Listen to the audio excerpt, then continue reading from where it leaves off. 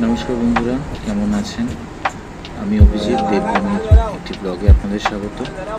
আমরা আজকে যাচ্ছি আমাদের মহাকালেশ্বর, যেটি 12তম জ্যোতির্লিঙ্গের মধ্যে একটি জ্যোতির্লিঙ্গ, এবং সেখানে আমরা সকালবেলায় গেছিলাম পুজো দিতে। আপনাদের সেই মহাকাল লোকের দর্শনটা আপনাদের একটুখানি দেখাবো আমি।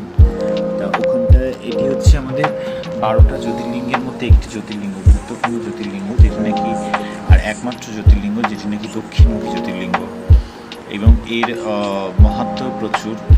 তা আমরা সকাল সকাল চলে গেছিলাম আমরা মহাকাল লোকে, কিন্তু কিছু ওখানকার উৎসবের জন্যই মহাকাল লোকের করিডরটি বন্ধ ছিল। তবুও আমরা যতটুকু পারবো আপনাকে দেখানোর চেষ্টা করবো আপনাদেরকে, যে এরকম গার্ডের মধ্যে দিয়ে আমরা গেছিলাম।